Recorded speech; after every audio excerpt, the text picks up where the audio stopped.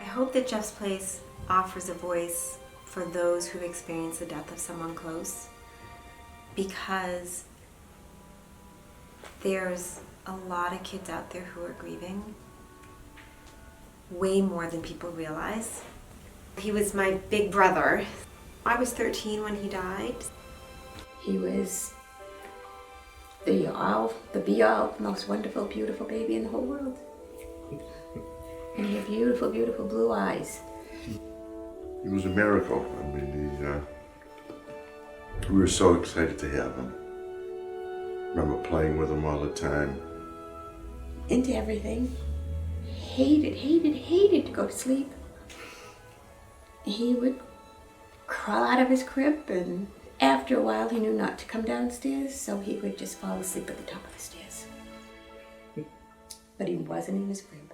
That was what he was like. I think Jeff was my first friend. He had a big head, as I remember. No, I'm just kidding. Literally, physically, I remember teasing him about that later in life. He was active, he was funny. He was on the go kid. He loved life. He didn't like boundaries. We had to be pretty strong with him. He was an adventurous kid. He'd go up behind the house in the barn when he was a little kid. He'd jump off from the loft into the snow. Of course, as he got older, they became a little bit more difficult. He was fun, he was silly, we used to get into trouble. We did a lot of crazy things. I got disciplined quite a bit from the Kaplans.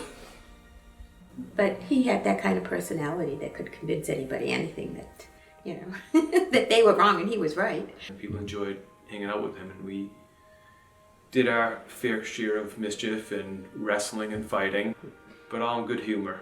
He was really good to me as a big brother, but he was good in the sense, like, when I used to have nightmares, he would let me crawl into bed, and he'd give me this much space, but it was good enough. He was a big personality. I remember going down Nantasket Beach with him, going on the roller coaster 11, 12 times in a row. He would always push me to try something I might not try. When he was in middle school, his teacher called me in, which was not unusual, and said, I can't get him to do whatever it is she wanted him to do. I said, why?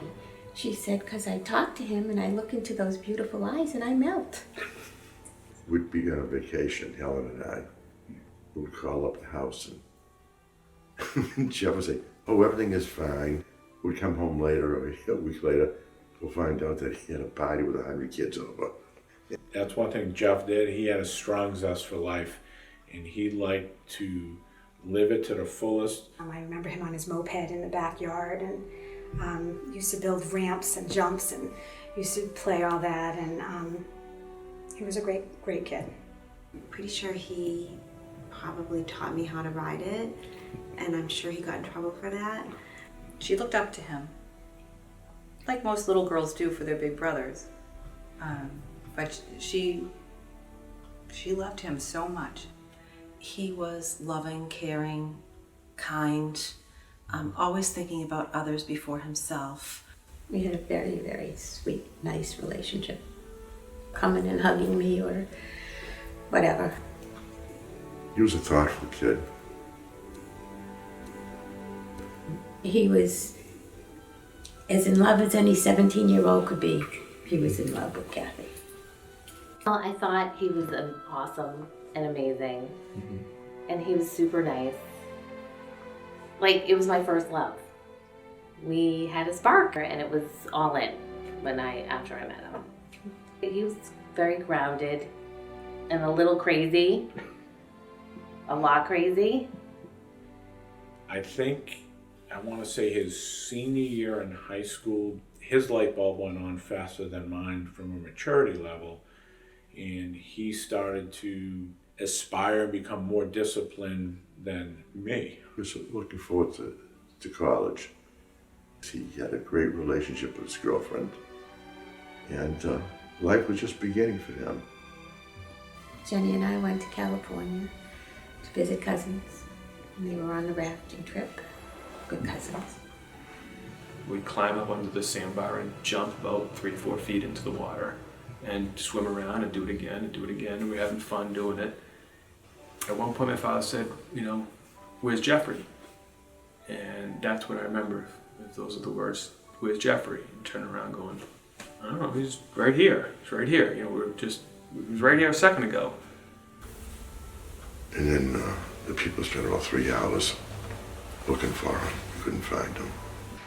We believe what happened was it was about 100 degrees out. The Colorado was very cold, and it was just the body went into shock from jumping from the hot, just having fun, laughing and jumping and overheating, and jumping into the ice cold water. And we believe he just passed out, but it was in the river, and within 1 or 2 seconds he was gone. I remember, like an uncle, coming out and saying I need to be strong for my parents now, and me not knowing what the heck that means. Well, I can tell you this: she would have done a lot better at that age if she had something, a program like Jeff's Place, to help her through it. I remember as a child going with my parents to see a psychiatrist, and I'm 16 years old. I refused to get out of the car. My attitude back then was simply, I don't want some adult telling me how I should feel. I don't want somebody telling me I should learn to get over it or something. I guess Jeff's death framed my life in many ways. And so it was a good 10 years, maybe even more, before I started incorporating it in a healthy place in me. And once I got help, that's when I started to recognize that things could be different and should be different. That's probably the reason why she started Jeff's Place and started before that Friend's Way. She needed to help other kids going through what she went through. Leave it to Jenny to take something so devastating and create something so beautiful from it. Jenny it's amazing what she's done. Probably hundreds, even probably thousands of kids that are going to benefit from what she does. What a legacy, right? I mean, from tragedy, having a place that helps people, that's Jeff. I think it really suits him well. Oh, he'd be so proud of her. He would say, that's my little sis. He would be so proud of Jenny for putting this all together. And so he's looking down, he's smiling at both of them, and to Mom too, and to me.